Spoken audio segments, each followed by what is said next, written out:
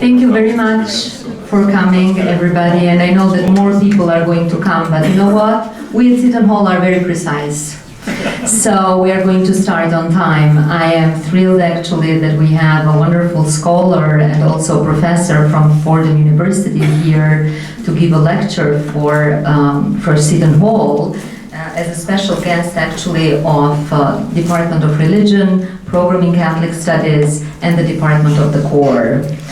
And I'll give a little introduction to my friend and colleague, Dr. Camosy, and then Maria Morrow, Professor Morrow, who teaches for Catholic Studies, is going to give some feedback, especially on Dr. Camosy's most recent book, actually. Actually, Dr. Maria Morrow is reviewing his book. I don't for that. I know. Anyway, thank you so much, Dr. Camosy, for accepting our invitation. Dr. Charlie Camosy is an associate professor of theological and social ethics at Fordham University.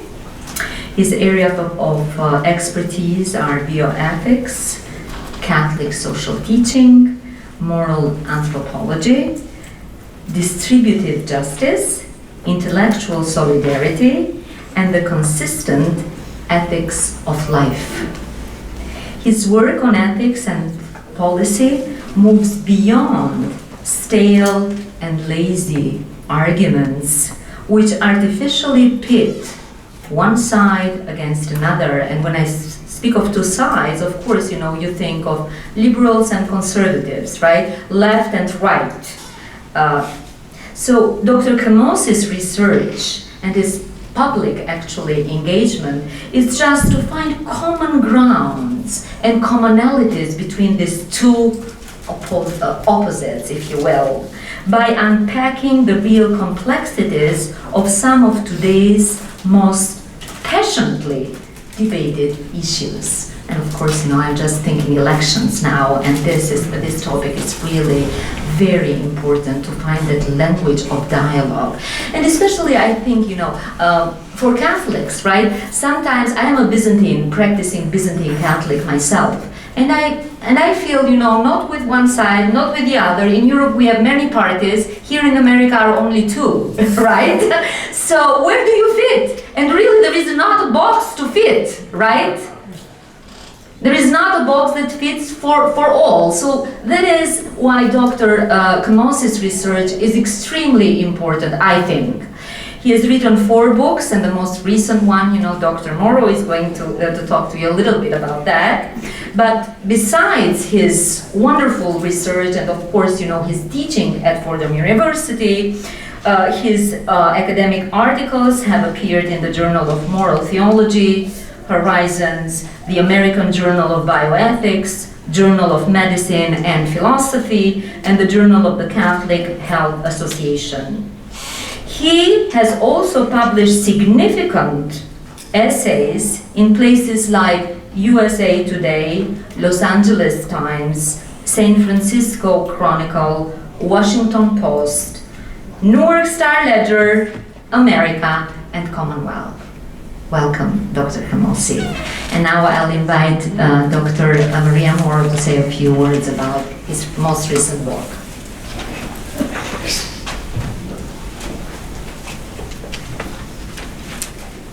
Good afternoon, everyone. And I'm really grateful to be able to say a few words about my good friend, Dr. Camosy.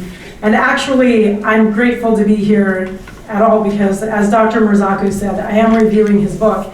However, I actually haven't started reviewing it yet. So this is like a preview for me. So I was just going to say a few words about, about my friendship with Charlie. So we met many years ago at a conference in the Midwest.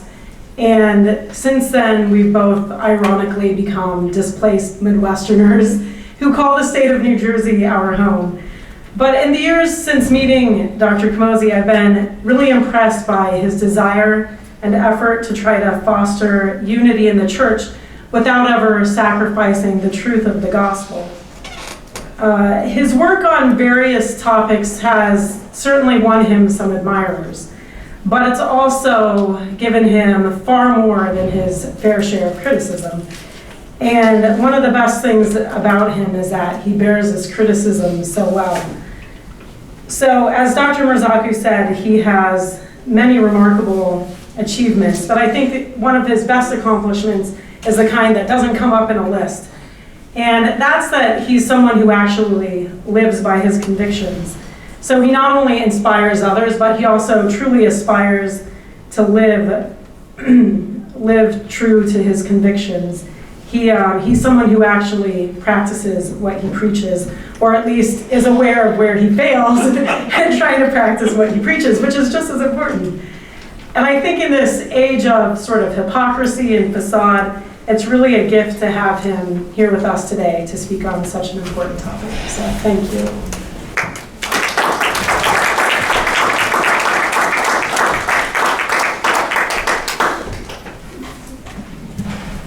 Always good to be introduced as somebody who's aware of how he fails. No, thank you. Yeah, that was great. And thanks Catholic Studies and to the Department of Religion for supporting me and inviting me to this talk. I'm particularly excited to be here at Seton Hall in particular because I live right down the street in West Orange. It's been far too long for me to be here, and so I hope to be here more often in different contexts. While I hope you find my remarks substantial, I also hope you find them provocative, and provocative enough maybe to ask me some difficult questions in a question and answer session. I was told I'm going to go for about 40-45 minutes. In fact, that's my cue to set my timer on my phone.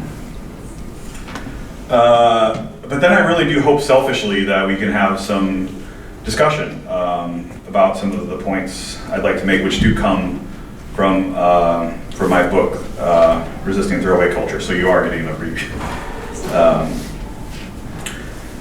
So here we are, the autumn of a year before the presidential election cycle. You might even call it a secular liturgical season of anticipation, a kind of bizarro world Advent, if you will. Especially given this national liturgical season, I'm sure you're more than usually attuned to our political situation. And I think it's fair to say if there's one thing we can agree on, it's not going very well. Indeed, US political culture, as we've come to know it over the last 2 generations, at least as I see it, is collapsing. Congress, now more polarized than any time since Civil War Reconstruction, has an approval rating of 19%. Notably, this is actually, well, the electorate, just to put it in very direct terms, the electorate prefers cockroaches to Congress on the same Gallup poll. Donald Trump was elected to the presidency in 2016 with a solid electoral college victory, but as you no doubt know, lost the popular vote by more than 3 million. And he's come in with the lowest approval ratings in modern history, and they've pretty much stayed there.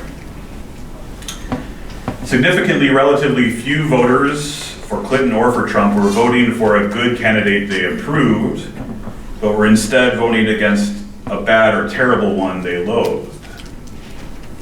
For some time now, the general consensus has been that the Supreme Court, at least on major cultural issues, has abandoned its role as a nonpartisan interpreter of the law in favor of political warfare poorly disguised with post hoc legal arguments. The general consensus could not have been more strongly confirmed by the circus that was the 2018 Senate confirmation hearings for Brett Kavanaugh. Indeed, after those hearings, Washington Post writer Elizabeth Bruenig had good reason to wonder whether our political culture is suffering from a near total, complete dissolution of trust required for a democratic republic to function. Indeed, there is a deep and growing sense that the whole public thing is merely a rigged game, rigged by a tiny few with power and privilege who have become skilled at disconnecting it from justice and the common good in favor of their own narrow sets of interests. or the interests of their paymasters. The polarization and disconnect of our national politics, I would argue, have a symbiotic relationship with the polarization and disconnect within the broader culture. Politics is downstream of culture. Living in a world dominated by technology like smartphones and social media, many find themselves increasingly disconnected from the physical, the embodied, the real, authentic encounters with the other. The concept of an authentic encounter will become very important later in the talk. Couple this with the unprecedented ease of travel and mobility of the upper and middle classes at least, we now know that most people with the resources to do so live in actual and virtual communities of people who think pretty much like they do. The news channels we watch, the websites we visit, the people we follow on social media, our physical neighbors, our actual neighbors, our virtual friends and churches, the people with whom we socialize. Many of us consume information and engage ideas in ideologically comfortable, largely disconnected communities that rarely force us to critically examine the received wisdom of our ideological community. My thesis in today's talk is that a Roman Catholic critique of our consumerist throwaway culture, however, one which stands within a consistent life tradition offered by Cardinal Broadening, St. John Paul II, Benedict XVI, and especially Pope Francis, has the capacity to unite a fractured people or fracturing people and pull us back from the political brink we are approaching.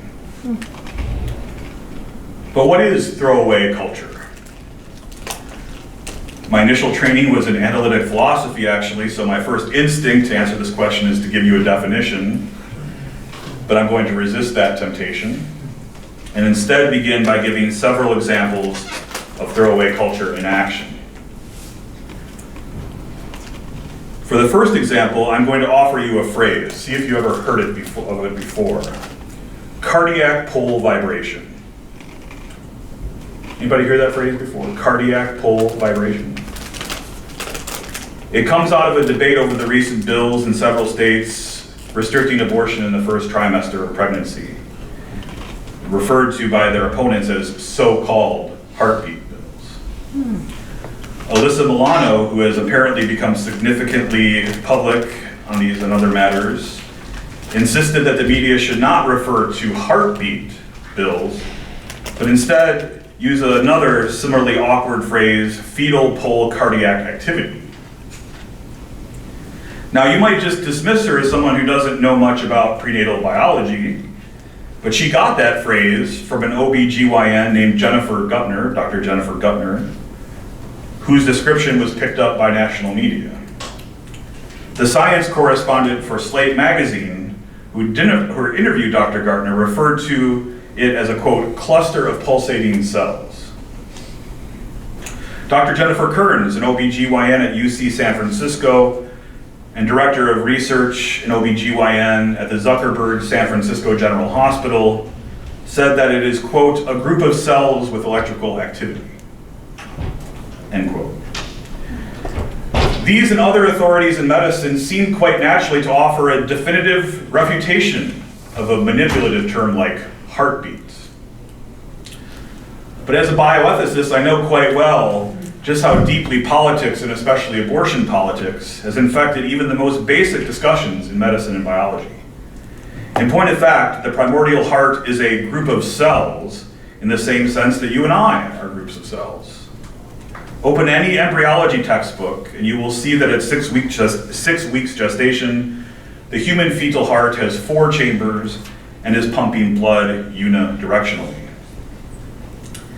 These same experts, apart from the debate over heartbeat pills, will tell pregnant patients at 6 or 7 weeks that their baby's heartbeat is so many beats per minute, and make sure that parents can listen, in fact, to that heartbeat. Indeed, as many of you have been close to a pregnancy at this stage know, the heartbeat is an incredibly important marker for the health of a prenatal child at this stage of her life. I just went through this myself 12 years ago, so speaking from experience. The kinds of rhetorical moves in the debate over the heartbeat bills constitute classic examples of what Pope Francis calls our throwaway culture, where even human beings are reduced to mere things, which can then be discarded as so much trash. An important part of the dehumanization which often takes place is the use of specific words or phrases for the unwanted, the inconvenient, human beings that are just thrown away and made easier to discard by the language we use. As the website Secular Pro-Life rightly wrote, the fetal heartbeat is a bunch of pulsating cells because the early fetus herself is often described as a bunch of pulsating cells. Use of these dismissive words and phrases in both contexts serve as rhetorical moves made to downplay the fact that abortion discards unwanted prenatal human beings. Even using the term fetus rather than baby is sometimes part of throwaway culture and a classic dehumanization tactic. When the child is wanted, we of course talk about baby bumps and baby showers. And an OBGYN will tell you, again, I speak from personal experience, that your baby is doing great. But when the topic is abortion, when the prenatal child is unwanted, suddenly the language shifts, and doctors often talk about a fetus, or the products of conception, or even a parasite. NPR's official guidance says to avoid language suggesting, quote, that there is a baby inside the pregnant woman, not a fetus. Babies are not babies until they are born, they're fetuses. Incorrectly calling a fetus a baby or the unborn is part of the strategy used by anti-abortion groups, end quote. No, correctly calling the prenatal child a baby is resisting throwaway culture's tendency to inconsistently shift our language to make human beings easier to throw away. I suppose one could try to be consistent in the other direction, but somehow I think phrases like fetus bump or fetus shower are going to have a hard time catching on. The developed West slouch towards assisted suicide, I would argue, is also a classic example of throwaway culture. In Oregon, for instance, physical pain, which we all feel some sympathy for, doesn't even make the top 5 reasons people request physician-assisted suicide in that state. The number one reason given is loss of autonomy. Also high on the list is fear of being a burden on others. Perhaps my favorite article by a bioethicist was written by the Protestant theologian Gilbert Mailander, and it was titled, "I Want to Be a Burden on My Family." Those of us who care about social justice already know in other areas how disabled, non-autonomous, burdensome human beings are unfairly treated and marginalized by our ableist culture. But on the issue of physician-assisted suicide, we seem content to use the language and logic of throwaway culture. Rather than work to create a culture in which autonomy and independence are not prerequisites for mattering, where burdens are shared and even celebrated in our communities, we diabolically work to make it easier for these marginalized populations to kill themselves. Now, my critique of throwaway culture via a growing edge of the consistent life ethic does not neatly fit into US secular partisan fault lines. I've focused on abortion and euthanasia to start, but one only needs to read St. John Paul II's Evangelium Vitae, his great encyclical on the gospel of life, to see that Catholic teaching in this area applies our principles with regard to protection and support of life well beyond abortion and assisted suicide. Historically, many injustices have taken place precisely because we are beholden to a particular ideology which makes certain human beings invisible, especially when their dignity is most inconvenient for us. But by following one's principles consistently across a range of issues, we can mitigate against this historically pernicious tendency. In resisting throwaway culture, I am at pains to dismantle throwaway culture wherever I see it. And I hope if you have other suggestions, I wasn't able to fit it all in a 300-page book, which I'm told you need to keep a book under 200 pages if people are going to read it. Oh well. So regardless of the ideology of secular politics, I think we need to look and find throwaway culture and try to dismantle it wherever we find it. And I think we're moving in some interesting and creative directions on this score. Think about the Me Too movement, for instance. People with the kind of politics which leads them to miss throwaway culture in abortion and euthanasia can see it quite clearly in how our sexual culture turns people into things to be used and discarded, often with explicit violence, almost always with some kind of implicit or structural violence. And how about homelessness and mental health care more broadly? We can see the result of our throwaway culture in this regard in most of our major and medium-sized cities, but there's also, which I researched for the book and was shocked, I guess I shouldn't be, having grown up in rural Wisconsin, but the hidden homeless in rural areas as well, which doesn't get talked about nearly enough. Many of these homeless are veterans, people we sent to war to experience and perpetuate all kinds of terrible violence, but their dignity is now quite inconvenient for us, especially if they're mentally ill, and they are discarded as a kind of trash onto our streets. And often it's not even adults. I recently read the average age to be homeless is 1, because pregnant women are often pushed into homeless situations. Happily, both right and left are beginning to see how throwaway culture functions when it comes to mass incarceration in the United States, a country which bears the humiliating record for the highest such rate in the world. Instead of trying to focus on the root causes of crime, especially drug addiction, we are simply happy to throw human beings away in our jails and prisons at ridiculously high rates, and even in some circumstances to try to make a profit off of their slave labor. We are also happy to discard migrants claiming asylum protection from deadly violence, especially in the Northern Triangle, dehumanizing them by naming them as merely illegals, or even worse phrase, produced by throwaway culture to hide their dignity. We have even been willing to separate children from their families, using the anguish of children as a kind of deterrence. Another classic example of throwaway culture, right? Using a vulnerable population as a mere means to an end, rather than treating these children as ends in themselves. Turning people into things is maybe a nice shorthand. We also need to examine how throwaway culture functions, I would argue, in the world of the non-human. Maybe my favorite course to teach at Fordham is called Animals, Angels, and Aliens Beyond the Human and Christian Thought. So I care deeply about this question. Throwaway culture is very important as we think about the root causes of climate change, of course, as we discard our trash and carbon emissions, often without a second thought for what this means for future generations. Also, how we treat non-human animals, I would argue, is a central part of throwaway culture. We, of course, use one set of words and phrases when they are wanted as our pets, but another very different set of phrases when we want them as our food. And boy, it is difficult to imagine a more terrible example of throwing away than what we do to animals in factory farms. But it becomes either for such farms that they refer to these animals as, in classic throwaway culture phraseology, protein units per square foot. Animals are not protein units. They are creatures which God has created good, period, full stop, without reference to human beings. And even the Catechism of the Catholic Church insists that we owe them kindness, and it is wrong to cause them to suffer or die needlessly. I've had many a debate with my fellow Catholics about that word needlessly. Maybe we can talk about that. I mentioned that I consider this to be a growing edge of the pro-life movement. That may seem strange to some people's ears, but if you haven't met youngish pro-lifers, I really suggest that you do. Most millennial and iGen pro-lifers, I prefer to say iGen, I know we're supposed to say what, Gen Y or Gen Z? Gen Z. Come on, it's iGen, isn't it? It's iGen. Let's get iGen.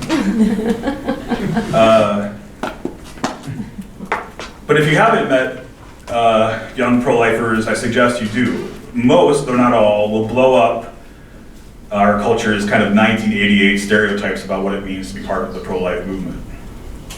Or perhaps better, movements.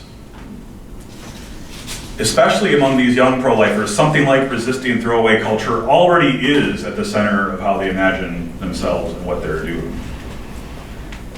Archbishop Gomez of Los Angeles recently noted that, quote, "there are no single issue saints," end quote. And frankly, even beyond the younger generation, I don't know any single issue pro-lifers at all, period. Even those one might be tempted to put in this camp go well beyond abortion, to euthanasia, embryonic stem cell research, human trafficking, adoption, and foster care, and much more. A multi-issue approach actually conserves, if we want to talk about conservative thought, conserves the origins of the pro-life movement.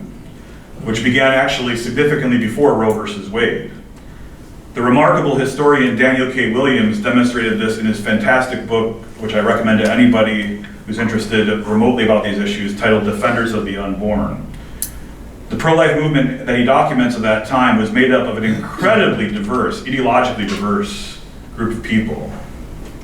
As hard as it is for many of us to imagine today, large percentages were actually also anti-war activists. This was the time for anti-war activism.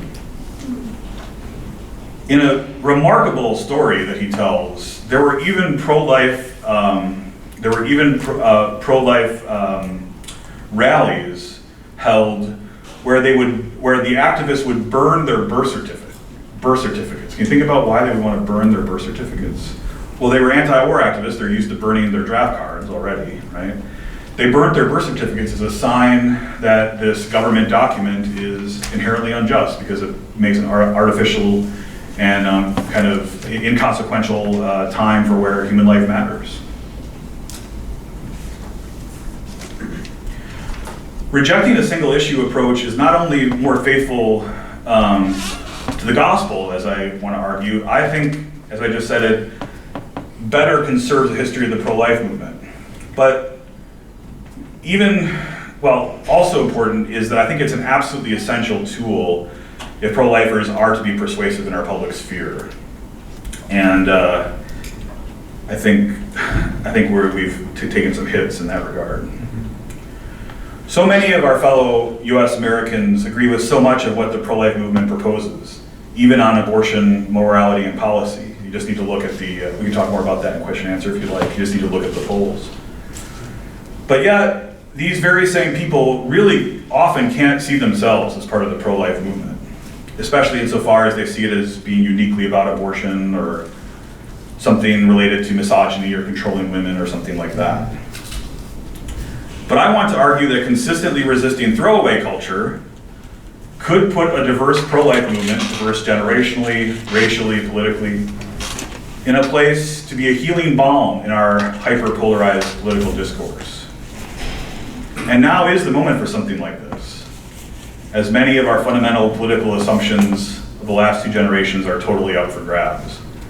And I'll say more about that towards the end of the talk.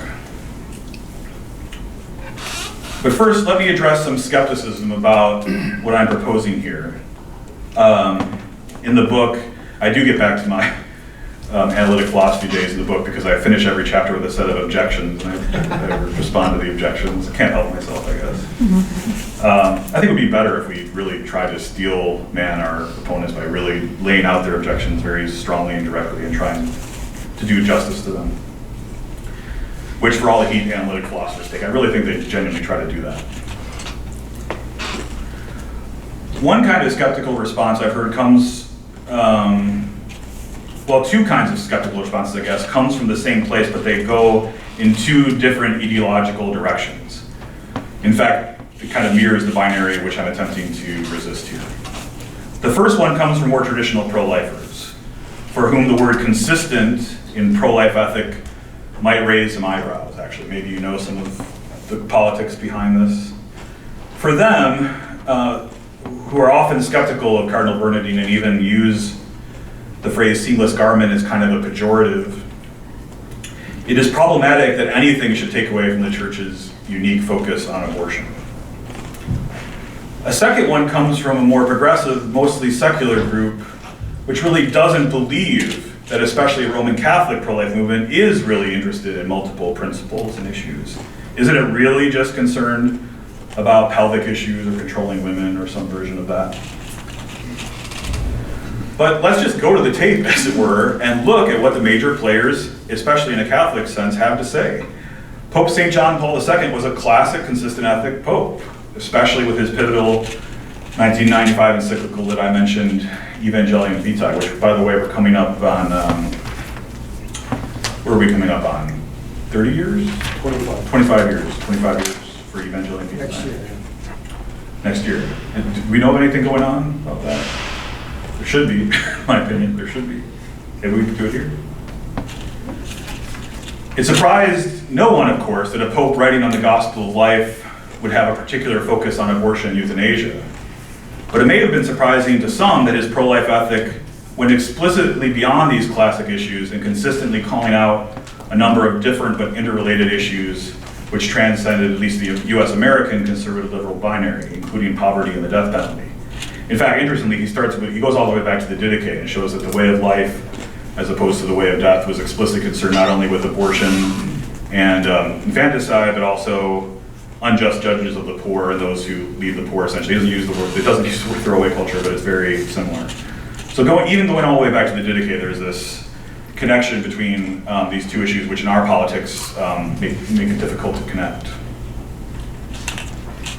Pope Benedict XVI's work in this area reflected the views of his predecessor, unsurprisingly. His encyclical Caritas Veritate, for instance, explicitly says that the distinction between pro-life issues and social justice issues is false. Abortion, euthanasia, embryo-destructive research are to be understood as social justice issues, just as global consumerism, ecological concern, and care for the poor are to be understood as life issues. That's Benedict XVI. Pope Francis, who is at the center of my book, is also known for his takes on these issues, but often of the left: ecological concern, care for migrants and refugees, the poor.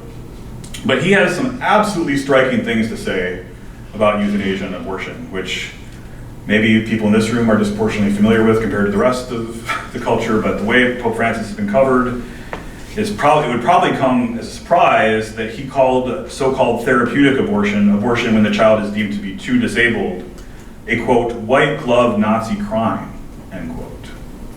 White glove Nazi crime, that's Pope Francis. I don't think JP2 or Benedict had anything remotely that harsh to say, right, about that issue. So if you just go to the tape again, as it were, and look and see what's there, it becomes clear that some version of a consistent life ethic is just authoritative for faithful Catholics. And I would argue really important for the pro-life movement more generally. But here's another skeptical question, maybe some of you have in your mind, or others you know might. How could anything like what I'm laying out here work in our current political environment? Indeed, the debate over abortion seems to be on the verge of tearing the country apart.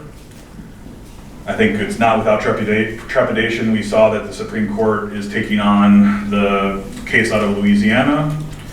I have some views about how I hope that case goes, but I'm really afraid for what will come as a result of whatever is decided in that case. Thank you. I mean, even with the passage of the heartbeat bills, we saw cities like Long Beach, California restricting travel to states that had passed those bills. I mean, if we're already there, what's it going to be like when a major Supreme Court case comes down on the issue, which is far more broad, on either side or multiple sides? And we could talk about other issues, right? Immigration, classic wedge issue used to drive people apart. Climate change, same thing. And I get these concerns. Boy, do I get them. But let me say a few things in response to the how is this going to work concern. Well, the first thing, I hope it's clear, is that those of us who claim the name Christian owe our ultimate loyalty to Christ and not a secular political party. So to the extent that we fit easily within secular politics and attempt to make things work, I would suggest the danger of idolatry looms large. We should expect not to fit, as was mentioned in our early remarks, into these right-left categories. We are a pilgrim people who should expect to be politically homeless. Second, though we go on and on about political polarization, I've done that in my own work, and it is a major problem, to be sure, especially with those that hold power. US Americans more broadly are increasingly refusing to accept our lazy and incoherent liberal and conservative binary. Now I'm starting to get hopeful. Just 10 years ago, 34% of US Americans identified as independent. You know what that number is today? 44%. Wow. The highest percentage in the 75 years of the Pew poll tracking this number. By contrast, the poll found only 27% identify as Democrats and 26% identify as Republicans. A major 2010 study of political affiliation in the US titled Hidden Tribes found something very similar. As the New York Times put it in their coverage of the release of this research, the study found that most people, quote, do not see their lives through a political lens, and when they have political views, the views are far less rigid than those of the highly politically engaged, ideologically orthodox tribes, end quote. Indeed, 2/3 of US Americans belong to what the study described as, quote, an exhausted majority. Who's part of the exhausted majority? Their members, quote, share a sense of fatigue with our polarized national conversation, a willingness to be flexible in their political viewpoints, and a lack of a voice in the national conversation, end quote. These data points indicate that we may be able to do away with the hopelessly simplistic assumptions present in our two-dimensional right, left, liberal, conservative, red, blue thinking about politics. Indeed, and I'm no fan of Trump, as anybody who's read my work knows, post-Trump, forces may well have been set in motion which lead to the whole model to finally come crashing down. The fact that we are in the midst of a major political realignment has now been highlighted by everyone from Chuck Todd to Michael Barone, Eugene Robinson, Karl Rove, Tom Brokaw, Peggy Noonan, and many more. Eugene Robinson put the matter bluntly. He said, quote, my view is that the traditional left to right, progressive to conservative, Democrat to Republican political access that we're all so familiar with is no longer a valid schematic of American political opinion. And I believe neither party has the foggiest idea what the new diagram looks like, end quote. That's Eugene Robinson. These old coalitions do seem to be falling apart, and it may be younger people who push them to their final collapse. We don't have a lot of good data on iGen just yet, but we've had a lot of study of the millennial generation. Here are 4 really important things about them in light of what I'm talking about here. 1 in 2 refuse to identify as Democrat or Republican, so that's 50%, that's more than the country at large. They are fiercely committed to service and social change. They don't see politics or government as a primary way of positively affecting social change. And 71% see a need for a new major third party. As Michael Steele, former head of the Republican National Committee, put it, young people are, quote, going to destroy the old silos, scatter their elements to the wind, and reassemble them in ways that make sense for them and our new time, end quote. The script for creating the replacement political culture has yet to be written, of course. Some worry that our radical moral diversity will leave us so hopelessly fragmented that such common script writing is simply impossible. I know a lot of people in my line of work who think that. And indeed, if we plow ahead in this moment of realignment too quickly, if we skip ahead to 10-point plans or contracts with America or some such banal thing, we will miss a very rare and important opportunity to do something which I think is more lasting and more significant. Here at this moment of political and social uncertainty lies a golden opportunity to slow down and catch our breath, to resist our political anxieties and tend to our deep spiritual wounds. What ails us as a culture at bottom has very little to do with politics or policy. As important as those concerns are, especially for vulnerable populations, the root of our problem goes deeper to our foundational understandings of the good. Jonah Goldberg recently wrote that, quote, politics cannot fill the holes in our souls, end quote. Indeed, a hyper-focus on politics and policy keeps us frothy and anxious at a very surface level in ways which distract and even prohibit us from the kind of foundational introspection this cultural moment could provide us. In my book, I've suggested that maybe the most important thing we can do right now is take a deep, cleansing, long, hot political shower. Scrub away the dirt and grime that has built up over the news and election cycles, clear our minds, unburden our hearts, and instead focus on more foundational, fundamental questions. What is it that we value most in life? What grounds those values? What do those values mean for how we ought to live together with our neighbors? This engagement with our neighbors is at the heart of what Pope Francis calls a culture of encounter, which he sees as the antidote to throwaway culture. Or, I don't think he actually says that. I think that's what he means by the antidote to throwaway culture. Theologians get away with this way too. But it is very, very difficult when so many powerful forces, including social media, maybe especially social media, are pushing us to disconnect from genuine encounters with others, thus leading to what some are calling a public health crisis of loneliness and deaths of despair, which have led to US life expectancy going down for 3 straight years. Did you know that? That's the only time that's happened in our history since World War I.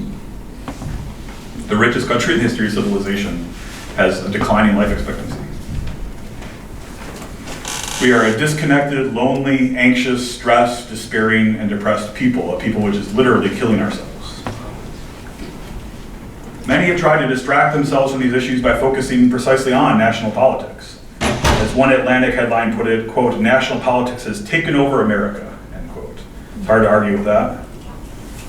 But engaging politics from a place of loneliness and despair often leads to precisely the kind of angry, polarized, hate-driven politics that I described earlier. Indeed, especially after the 2018 midterm elections, political commentators suggested that the US is in the midst of a cold civil war. Our illustrious president even referred to maybe an actual civil war quite recently. One West Virginia voter, quoted on the election day of 2018 midterms, put it this way, quote, "I am so upset, I feel just physically ill, just the ugliness of it all. It is so heartbreaking that all we can do is bring each other down and cut into each other. I feel like I'm going to cry," end quote.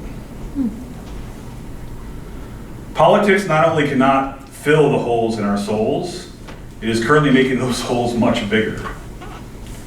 As the head of the Communion and Liberation Movement likes to say, quote, "If you don't think Pope Francis is the cure, you don't grasp the disease," end quote. In Laudato Si number 128, Francis decries the idea that merely, quote, "political efforts or the force of law," end quote, "will be sufficient for creating authentic, robust, life-giving social change. On the contrary, the Holy Father is primarily concerned about the need to create a culture of encounter and hospitality, precisely the kind of counterculture needed to address what is literally killing us. Francis calls us to, quote, "face-and-face encounters with others, with their physical presence which challenges us, with their pain and their pleas, with their joy which infects us in our close and continuous interaction," end quote. Discussion of this final point is where I'd like to end my remarks today. I respect those who look around at our individualistic, autonomy-obsessed, secular politics and culture and say, we need something different, we need an alternative. To be clear, I'm not a Benedict option guy who believes that we ought to form communities explicitly disconnected from national political structures and concerns. But I have to say I do respect the impulse of those who are drawn to the Benedict option, because I think they do have an important insight. I think many of us could benefit not from a straight-up withdrawal, but maybe something rather like a strategic retreat from national politics and focus, at least for a time, more on living out and strengthening a culture of encounter in our own lives and in our local communities. Such encounters, especially with people who don't think like we do, can force us to take a harder look at ourselves to see how our views and actions might actually contribute to the intersecting forces which create and sustain throwaway culture. We can live in this space where we can be transformed by such encounters for a time which we see fit. Maybe it's several months, for others it might be years. But again, it's not a Benedict option proposal. I think we ought to return to the focus on engaging in US national politics. But we could use the time of our strategic retreat not only to let the change take place, but to reflect on the new person we are becoming, and maybe even daydream. Yes, daydream. With these, it's becoming harder and harder to daydream, and think about the new ways we might approach the public thing. Take walks, subway and train rides without earbuds, or car rides without the radio or Bluetooth in the background. Volunteer in prisons, nursing homes, detention centers, and other places where we house those who are thrown away. Meditate, pray, go to confession, adore the Blessed Sacrament. Be still in the certainty that God is doing something new in us. Maybe then we would be ready for the next election cycle.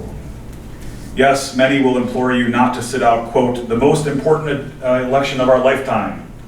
We should put TM at the end of that, right, for the trademark. Given the amount of power we've invested in the presidency and the Supreme Court, there will be the most important election of our lifetime for the foreseeable future. Indeed, investing an idolatrous amount of time and attention into these matters makes such declarations about the next election a kind of self-fulfilling prophecy, right?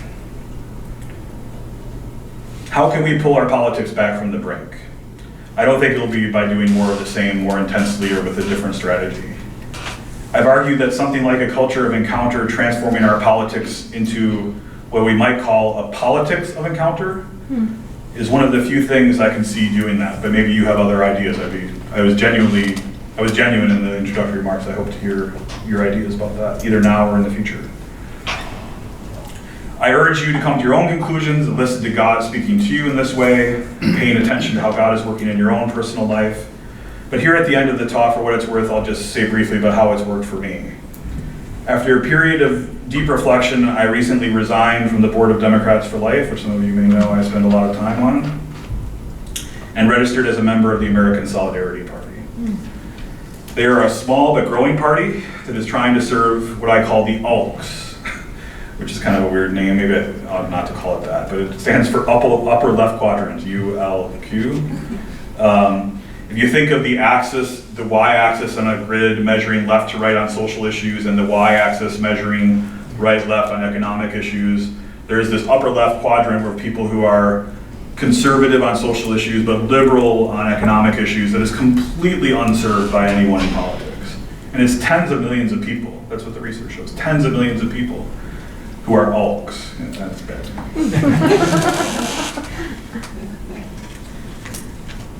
But the American Solidarity Party is trying to appeal to these literally tens of millions, dozens of millions of people who have nowhere else to go and make tons of compromises all the time just to find somebody to vote for. So and again, I encourage you to listen to your own situations, your own, what God is telling you in your own way, but I've decided as a result of my own period of reflection to play the long game and work towards a party which can serve the ALCs. You may come to a different conclusion, obviously, but let me suggest, from personal experience anyway, that it will be extremely difficult to come to an authentic conclusion unless, again, one retreats from the froth and angst of the national secular political realm. And can I say it, electronic slacktivism that seems to be so prevalent almost everywhere online? And instead, work to put yourself in places where you can be personally transformed by profoundly genuine encounters with God and neighbor. One of my most important experiences in this regard was becoming friends with a philosopher named Peter Singer. Some of you may know I wrote a book on his work in 2012, and I'm actually debating him on the moral status of the fetus next month at Princeton. And I think it's not too much of a stretch to say we're friends, even though we totally disagree about many things, but we also found we agree on a great many things. So that literal encounter with a person really changed me in my approach to a lot of these different issues. In fact, I probably would not have become, I know I wouldn't have become as concerned about how throwaway culture affects non-human animals if it wasn't for my relationship with Peter Singer. So, again, personally transformed by profoundly genuine encounters with God and neighbor. And then, at least if you're like me and maybe others will have different experiences, it will only be then that you'll be fortified to resist our powerful throwaway culture with a politics grounded in a culture of encounter and hospitality with and for the other. Okay, that's 41, 43, so I'm going to stop there, a little bit over, and hopefully we can have some discussion.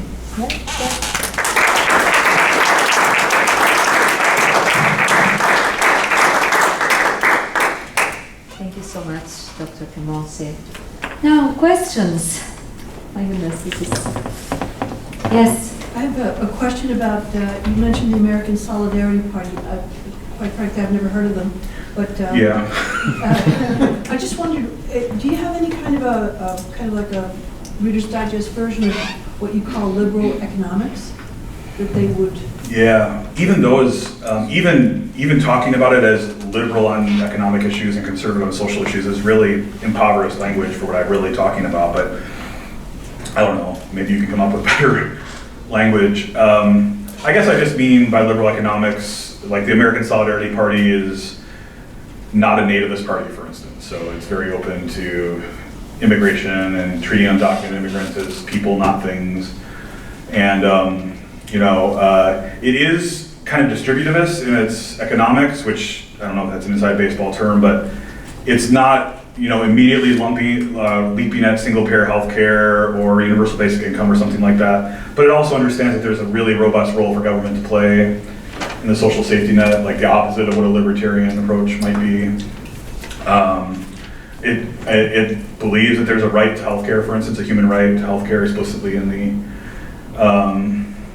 the platform. But in the same platform, it says, the right to healthcare begins at the beginning of a Homo sapiens, right, from fertilization. So again, that, for lack of a better way of saying it, conservative on social issues, but liberal on. It's in this quadrant that have, I think it's 30 million or so Americans identify in that quadrant. Because I'm looking myself. And we have structural issues here that we don't have in Europe with third parties, fourth parties, fifth parties. But what I'm struck by every time someone says that to me, though, is we only have really had this kind of defeatist attitude about this in the last 100 years or so. Before then, there was a lot of turnover in the United States when it came to political parties. Actually, I think we've had a lot of turnover. We just pretend that it's the same party. I think we're doing that now. Like, Democrats still bear the name Democrat, Republicans, but like, who thinks that the Trump-led Republican Party is still the same party, right? I mean, almost very few. We keep the name, but we're not really honest with ourselves about the radical diversity undergirding people that are lumped into these binary categories.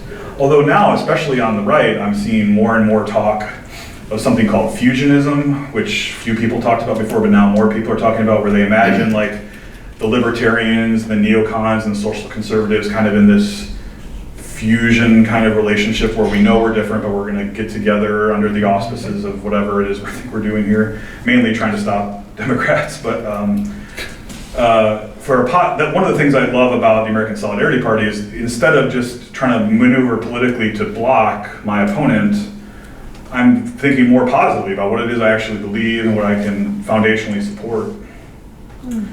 And some might, I'm hyper aware of counter arguments, like some might say, well, that's very privileged for you, you can afford to do something like that, but what about the vulnerable populations who can't afford to take election cycle off, and who, for them it's whether they have food on the table or healthcare available to them in the next election. And I understand that concern, but I think it's important to say that part of our divide is about who counts and what's the best way to help vulnerable populations, even who counts as a vulnerable population. For those who are anti-abortion pro-lifers anyway, there's a huge vulnerable population that just simply gets ignored and thrown away at huge levels. So it won't do for me anyway to say, you can't step back because the vulnerable will be hurt by this, because the vulnerable are hurt by our current situation at unbelievable rates already. Thank you. Brian? Great talk, thank you. 2 questions. The first is, and I haven't read the book yet, sorry. I find Don't the apologize. politics of encounter a very attractive approach. And I think that's probably due to the homage, of course, you pay to the most important profession in the room, the honor of philosophy. Oh boy, yeah. It's that back and forth engagement with argument that I think does a lot of work. So then comes the tough question, which is, what happens in an encounter when 2 parties or multiple parties come from radically different traditions? And even if they're both of goodwill, right, where this is going, there's a challenge of translation given the richness and depth of the concepts. So how do we move past the possible superficial disagreement? Yeah, well, I'm enough of a philosopher and foundational moral theologian to know that we're not going to solve all foundational moral questions and debates over, encountering each other. I don't think, Kantian's utilitarians are just going to go home and be friends because they had coffee or something. But I will say 2 good things that I've experienced personally can come from encounters along these lines. One is, bless you, and analytic philosophers are way better at doing this than other people are, I think. So I'm pouring more light rather than shade onto analytic philosophy. we can really define more precisely where the disagreement is, I think, when we sit down with each other and presume the goodwill of the other and do justice to the other's arguments, looking even line by line at their premises and finding common premises often helps in, at least in a political sense. Well, I can't reach your conclusion here because we have this other premise where we disagree, but man, do I agree with this premise in your argument. And that is something we can move towards and have common ground on. For instance, I find this with, I identify as a pro-life feminist. I have colleagues and conversation partners who are reproductive justice feminists who are more pro-choice. And we disagree at the end about abortion, but we have so much in common about the situation in which especially vulnerable women of color find themselves vis-a-vis abortion. But that takes some time actually to really engage and find that overlap and then move on that direction. So that's one part that I think we can define more precisely where the actual disagreement lies and work on common ground. The other thing, and this is where I am a theologian and not a philosopher, I really do think there's something mysterious about how people come to their first principles. So I don't think people get argued into their first principles. I don't think you can do a proof to explain why it's always wrong to aim the death of the innocent or something. I don't think it's available to natural reason. I think it's something that it's mysterious. And ultimately maybe the language of conversion is helpful. So many of us maybe have had experiences where we've helped others convert, or our relationship with them or somebody with us has helped us convert. I think something similar takes place with regard to those first principles, where an encounter with another person completely transforms somebody else's point of view in a way that really isn't, you can't really articulate via analytic philosophy. Something else seems to be going on there. I don't know if that's was he taught from a theologian for analytic philosopher, but once you mentioned mystery, then I just that was good. Thank you very much. Yeah. Yes, sir. Dr. Camosy. In light of what you are saying, I am very happy that you're able to come to Seton Hall University and speak the way you have, because as you know, you could never go to a public university in this country and speak on the issue of abortion, because you would not be able to do that. There were groups in here demonstrating against you. And the breath of fresh air here at Seton Hall is that a dialogue can be held about all these views. Sadly, on major public universities, that's no longer the case. Free speech has been closed down. But in light of that, I would like to say that we as Catholics in our own community have a problem in the sense that they talk about a throwaway culture. The National Catholic Register recently had an article which focused in on the German bishops who are calling a synod for the purpose of discussing issues within the church which are contrary to what Pope Francis and the church believes in, opening up issues like a married clergy, even to the extent of talking about abortion and issues which are secular in nature. And the Vatican has said that they don't want this to happen. I don't know how many people are aware of this that is taking place. In our own house, we have this going on. How can we say, as you are here today talking about our own political issues, when within our own house we have some severe issues going on with a whole Council of Bishops in Germany challenging in many cases what the Vatican is saying to them that they cannot do with this synod? Could you comment on that, please? Yeah, I guess I do have a concern about that, but maybe it's not as robust as your concern, because at least my reading of church history is that this is far from new in the history of the church, that we've had much ferment and debate and local churches doing things that the Church Universal thought was problematic, and even way worse than this, it seems to me.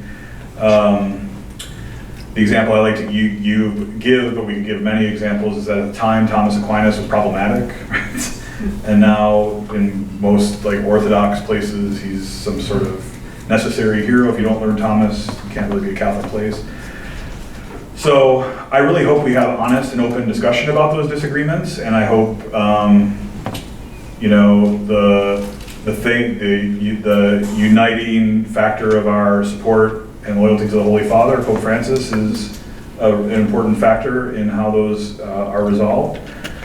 But historically, and others are better historians than me in this room, I think we can point to many circumstances historically where things have been worse. And so that's not a reason to dismiss what you're saying. I think it's an important question. But I think we've kind of been there before as a church, and I think we'll be all right. The first point you made is an interesting one. I've given some talks at secular places, frankly, and I've given some talks at not secular places, and at times I felt very secure at secular places, like at Princeton. I'm going again to debate. It's going to be in front of 400 undergraduates, like it always is. I have not a care in the world for that. I'm not worried about that at all.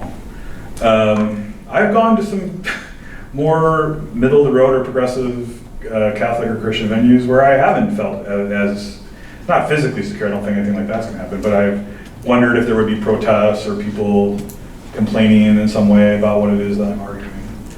So, in general, I think that's another valid concern. I think we need a robust understanding of ideological diversity and academic freedom, and more focus on arguments, as Brian was talking about earlier, focus on arguments. But I'm not 100% sure it so nicely fits like Catholic school versus secular school, at least in mine. I mean, others may have different experiences, but that's at least mine. Well, thanks for the talk. It was really enjoyable. And my question is, I think there's a political discourse, right? And then there's a sort of very high level intellectual discourse, right? You're going to debate Peter Singer, right? And I'm going to assume that he's trained in philosophy. I know he's in philosophical ethics. I don't know if he was analytical or what he was, but. And so there's a certain language or way of talking to one another in these circles, right, in academic circles, that we can stomach and even enjoy for whatever reasons, right? And when those same techniques are used outside of academia, you may find yourself on the wrong end of a stick or something else. And I think analytical philosophy in particular, if you speak to your spouse, assuming your spouse is an academic or someone else, and you say, well, what you really mean is, or what your underlying assumption there, what you're presupposing, you may not be long for the world. Analytic philosophers need help in other areas.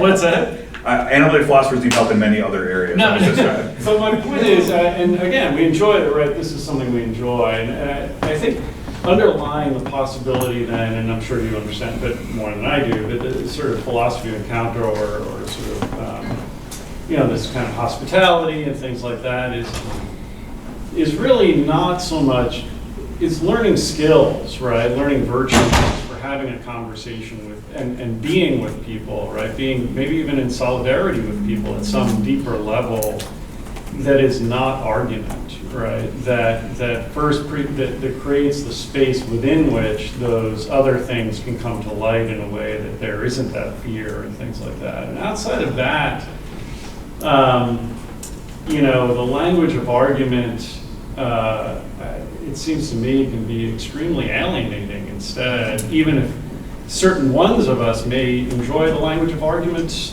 maybe in an idolatrous way almost. We enjoy it so much. And anyway, that's just a question or thought. That's fair. Very fair.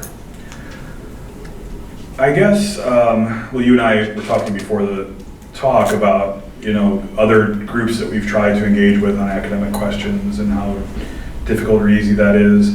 On the one hand, it's more difficult in some ways because, again, you can't really say, premise 3, you really need more evidence in support of your... But on the other hand, at least in my experience, the hidden tribes, the results of the hidden tribes thing that I pointed to, I find that to be more...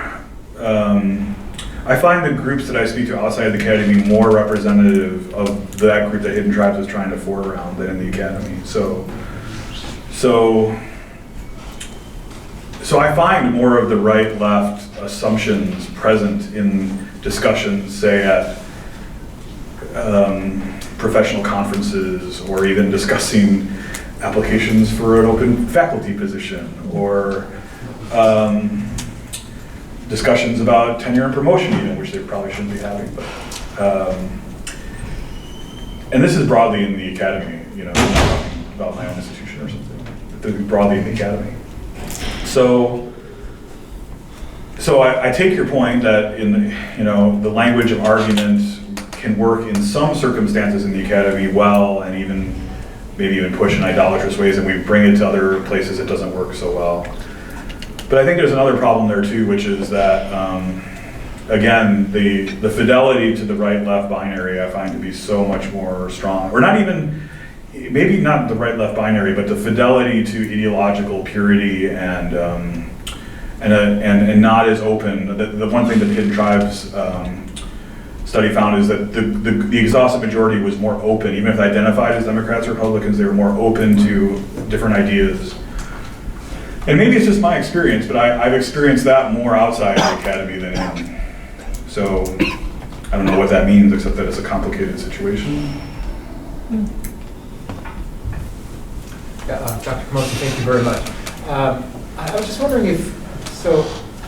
the culture of encounter, if you could perhaps reflect a little bit about what you think, what kind of practices the church can promote to foster a culture of encounter.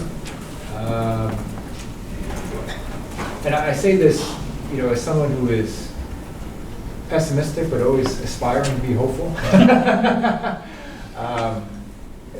We live in a time where even praying together, worshiping together, I think, liturgy is politicized, I think, too, right? But at any rate, if you could maybe just help us think through some practices that might foster the culture of encounter.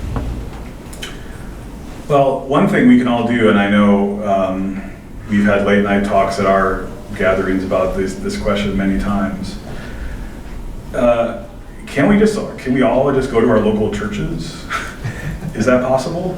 And I'm guilty of this myself, but too often, I think, or more often than is good, we church shop and we go to the church where we hear the homilies we want to hear, we hear the music we want to hear, maybe even more importantly, we want to avoid the music we don't want to hear, we want to avoid the homilies we don't want to hear. And then the church becomes something that it ought not to be, which it fits right into that,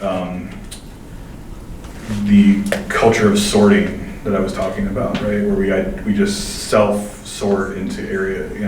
We should be, it was this way for a long time, at least in this country, where we should be a place where, we're crossroads of very different people, very different perspectives, very different races, very different theological points of view, very different political points of view. I'm lucky enough to have that in my local church in West Orange, New Jersey. But I'm aware that many people do not have that at their local churches, or in the church that they, for many reasons, choose to go to, or various reasons choose to go to. So maybe that would be one, but then you have to Catholics would have to deliver on that too. We'd have to create a place where those people can, in fact, meet at a crossroads and encounter each other, instead of just, our parish is good, but our poor pastor decided we all should wear name tags and turn to each other and introduce ourselves. Like that's, We do that every Sunday.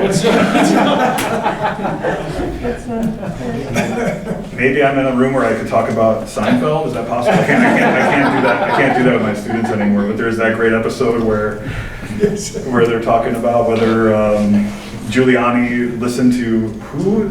It said the city people around the city should wear a name tag, or no, I forget the actual episode. But there was an episode of Seinfeld about names, and all I could think about was Seinfeld. Aside from name tags, though, if we have people who make commitments to go to their local churches and not self-sort based on music, theology, politics, ecclesiology, then we would again have to find places. And I was, again, just talking with someone before the talk about why don't we have more secular places like this where, you talk about, France a couple hundred years ago where they would have, coffee shops or bars or people with salons where they'd come and talk through these issues. Could we create the equivalent of salons, where these different people could come and meet each other, genuinely encounter each other? Churches might be one of the last places where this can happen given our current culture. But I think, unfortunately, given to some of the forces that I was pointing to, it's becoming more difficult to do that. A second related point is, I think on these issues where we disagree so passionately, a culture of encounter can really help too. So if a community meets a family whose parents are not documented, I think that has a deep, profound impact on people. If they meet someone who's suffering from the pain of an abortion that they feel that she felt was coerced or otherwise not wanted or looks back with regret, I think that can have powerful impacts. A faithful person who identifies as LGBT can have a profound impact on congregations and communities. Yeah. I just wanted to say that I really appreciated the complexity of your talk and how you reflected on so many issues that I think what happens so often is that people will take like one issue and they will, just discount like every other thing that doesn't go along with that issue. And I think one of the things that I just was doing some research on the early church recently, and I looked into which Roman emperors, if any, were against abortion. That's very interesting question. And two actually against it. Most didn't care. They practiced infanticide, but two were against it. One was Septimius Severus, who was also the Roman emperor who was the one under whom Perpetua and Felicity died, as one of our core readings. In other words, he was not good because he was against abortion. Right. And I think that's something that we need to be aware of.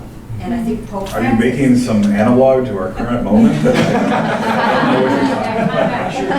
I think, when I read that, I said, oh, okay, that's really interesting. And so I think what we have to do, Pope Francis really does this. Like he doesn't soft pedal anything, as you pointed out. And I think because he's not afraid of going, sounding too left or sounding, like you said, this comment about abortion. He just says what he feels, the gospel is leading him. I just think we need to do more of that. What was the second? Can I ask you about the second emperor? Okay.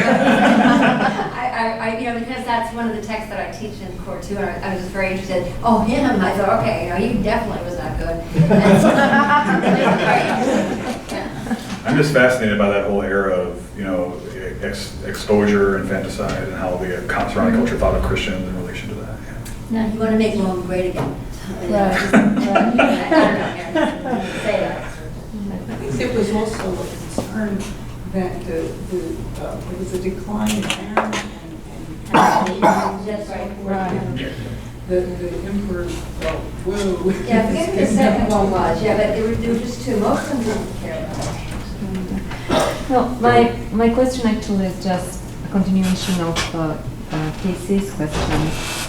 Personally, I consider, Charlie, the university and the Catholic university where we can foster this, culture of encounter that Pope Francis, and I just finished, a manuscript on Mother Teresa, is very, very big about the culture of encounter.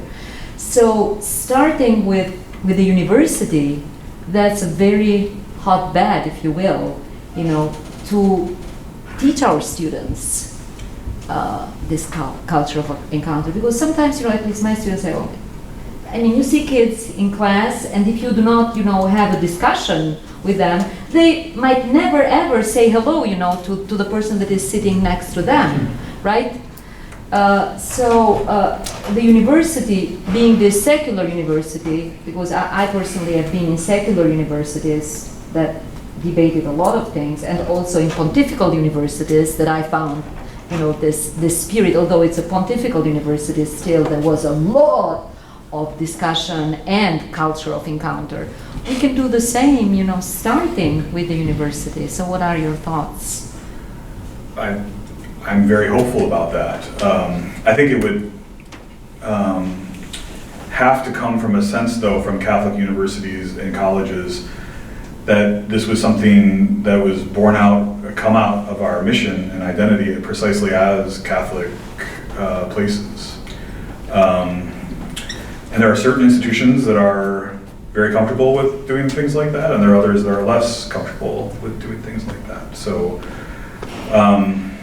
could there be a robust kind of renewal of Catholic higher education along precisely those lines? I think it would be a dynamite I just gave this talk. I think it would be just absolutely dynamite. But I think it would also be just, if there are directors of mission identity around there looking for ways to try to show what it means to be a Catholic university as opposed to a non-Catholic university, and to meet an incredible need of our culture. Mm-hmm. What better? What better? 1, 2, 3. Okay, a very good speech, very good presentation. Thank you. But the problem is that abortion has become, right, if you're for, has become with the liberal politics and liberal economic politics, and anti-abortion. And anti-abortion is with the liberals, and anti-abortion is with conservative, but not only also with conservative economics, especially in the Catholic Church. Look what happened. You have like organizations like the American Society for the Defense of Property, Defense of Tradition, Family, and Property. Yeah. And then you have the film that came out 3 years ago on EWTN, The Wolves in Sheep's Clothing, which is saying that the whole social justice movement and Cardinal Bernardin was influenced by Saul Alinsky and the communists. You know, we're having all this material come out from the other side. How do we fight that? How do we balance that? Yeah. Well, I think one thing that's important to name is these people often, at least, purport to care about tradition and history and conserving what came before. That's one reason I wrote the book with special attention to the origins of the pro-life movement, right? And that why Dan's book is so important, because if you just look at the history of the pro-life movement, that kind of move is an innovation. It's a sign of progress, in the pro-life movement. A conserving view of the pro-life movement is one that just says, well, we were ideologically diverse. We had many members of our leadership were anti-war. This thing that we've become, or actually I think we're on the verge of undoing it. We're in the process of undoing it maybe now, which is why I was trying to highlight the younger generation of pro-lifers. But the kinds of assumptions present in what you rightly highlight as problematic are neither conservative nor really reflective of where the pro-life movement actually is. So, or moving towards anyway with the next generation. So I'm hopeful that we can call these things out and highlight area, and there's just so much common ground to have. That's the most important thing, I think, even right now, even assuming no cultural change at all. 6 in 10 want abortion to be broadly legal before week 12. This is according to Gallup, and they found the same thing for a very long time. After week 12, 7 in 10 want abortion to be broadly illegal. 7 in 10, 12 weeks. We get, horrible fight to the death debates over 20 weeks. Right? We can't get a 20-week ban passed. 7 in 10 U.S. Americans want abortion to be broadly illegal after week 12. That's common ground right now that we could get. Without any sort of, and to put the other shoe on it, many of these people increasingly support, the liberal version of social justice politics. So they support, paid family leave and help with childcare and, attempts to identify and mitigate intimate partner violence, which highly correlates with abortion. So. But the main thing is the structure of our politics really doesn't allow, I think the premise of your question is, our structure of politics really doesn't allow those commonalities to be realized in a real way, which is why my issues are really structural. It's an attempt to try to say, well, we got to support something that sort of not sort of, academics say sort of way too much. That's the fight is taking the Catholic out of the social justice fight. And it's, but did you see that film? I did not see that. Take a look at it. Yeah. Thank you. WTN has become, they're a little off the beaten path at this point, you know, and they've taken over a lot of media, the Register, for example, and their online presence is Catholic News Agency, and I follow it and find that it's turned quite, I don't even know what the word would be, traditionalist in a way that is argumentative with the prevailing Catholic, you know, more open culture. So you really have to almost it's not the Mother Angelica EWTN that we want. And so that particular film, I did see it.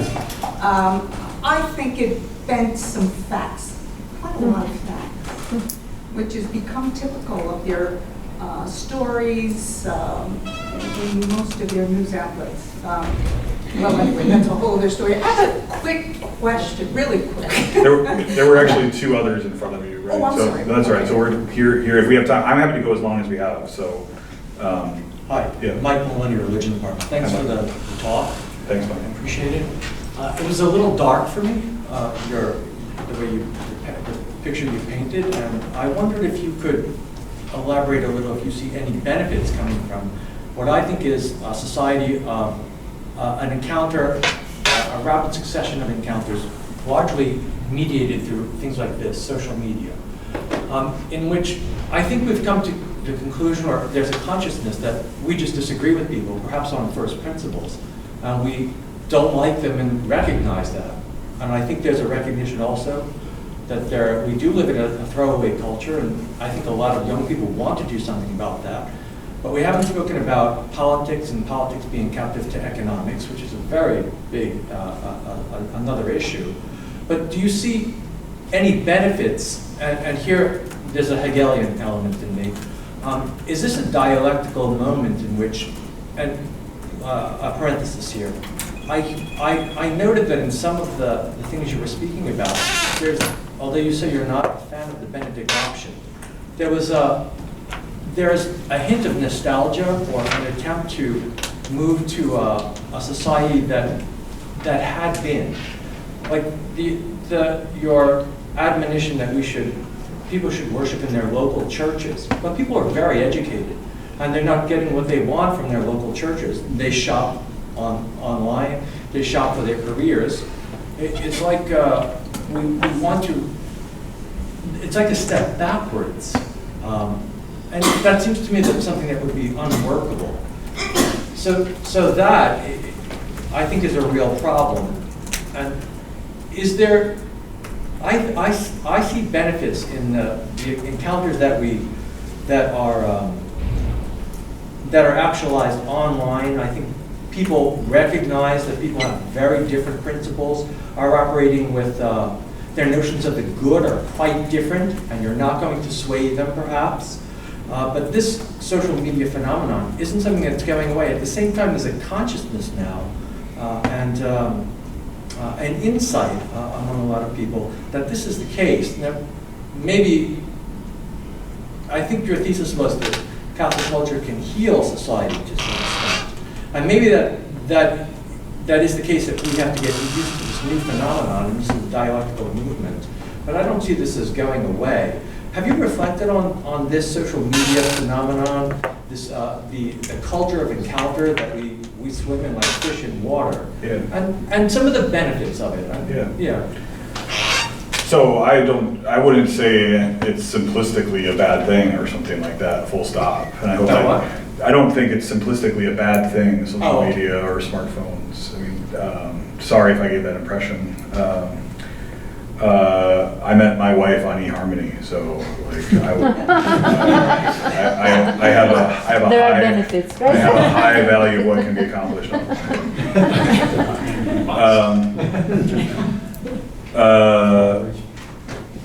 By the same token, maybe you have a different experience online than I do. I want to get involved. I want to follow you on social media because my experience of social media does not involve people learning about anything remotely like first principles or why people hold the views that they do. They learn what their conclusions are and then dismiss them as being something that is, in many cases, something that's not worth engaging at all. But I'm open to people that have obviously different perspectives and different experiences online. I want to be part of that if that's something that's done online. Many people report meeting others that they've seen on social media and say, wow, I couldn't believe what a good person they were. You know, like I couldn't believe, I saw the stuff they posted and I had this view of them. And then they met the person IRL, right, in real life, and suddenly they were changed by that encounter, a real encounter with a person embodied. Now that's just stuff I've seen, it's my anecdotal kind of experience with this. I hope that there's somewhere where people are actually getting into the nitty-gritty of like why people believe what they believe and the first principles they have and how they reason from this. And then they come to the conclusion, well, you know, the person is not a bad person, but they have this first principle that I can't agree with, so I'm going to respectfully disengage with them. And I don't see that happening hardly anywhere, much less on social media. You said a number of important things. I'll just quickly try to respond a little bit. One thing you mentioned that I didn't focus on enough in this talk, but is really an important part of the book, is I really link throwaway culture to consumerism. So I think there's really no way to separate it from consumerism. So economics really plays a significant role. I mean, the turning people into things part of throwaway culture is in fact a consumerist move, an economic move to, in most circumstances anyway. I think it's more obvious in some issues than others. But like, for instance, the language that factory farms use with regard to animals, protein units per square foot is just staring you right in the face about how economics is doing that. As far as, you know, going backwards, you know, I'm under no illusions about, I agree with the nostalgia critiques of a lot of traditional Catholics, so I think nostalgia, for the sake of nostalgia, is bad. But by the same token, maybe you and I could unpack this at some other point. I really think there are huge benefits to going to local churches and trying to affect change there that are lost when we self-select into, you know, the liberal parish or the guitar music parish or the pontifical high mass parish or whatever it is when we self-select. I think we lose something super important about what it means to be church, about what it means to be a universal church, a church which welcomes all, which, and we miss a dynamic opportunity to really engage across difference. Now there are costs to that. If I unduly ignored the cost to that, I'm sorry too. I want to acknowledge that if you're, for instance, an LGBT identifying person, and your local church is not friendly to you, that's a huge cost to bear. If you're a very strongly pro-life person and your local parish thinks of you as anti-woman, that's a huge cost to bear. But again, I think the bigger thing there is what it means to be church. A Catholic church has to be a place, if it's really going to be small c Catholic, a place that is intentionally welcoming and of many different points of view. And that's one thing that we can do as lay people. We often complain as lay people about our inability to affect change. We have control over where we go to church, you know, and that's not nothing. Just a real quick comment. I met you online, so it's not any harmony, but it was important, you know. It was a big moment. It was a big moment. It was a big moment. It was, you know, I didn't want to say it, I'm glad you did, but yeah. Okay then, so thank you very much, Harley, again, and I hope to have you back, you know, sometime soon, given you live in West Orange. I need to be attentive to my neighbors. So. Right, exactly.